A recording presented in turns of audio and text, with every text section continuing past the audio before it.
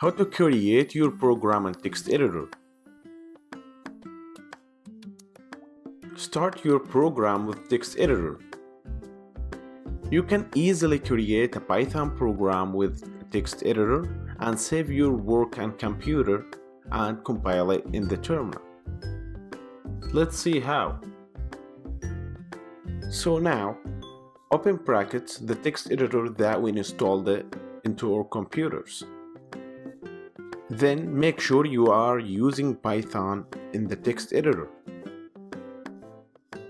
Then type your first Python code, print hello world, that we've used in our previous lecture. Don't forget the quotation marks. And then save your file on your computer.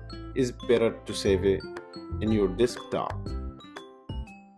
Then name the file as hello and make sure the format of the file is like what it shows in the screen. PY means Python, and then click save.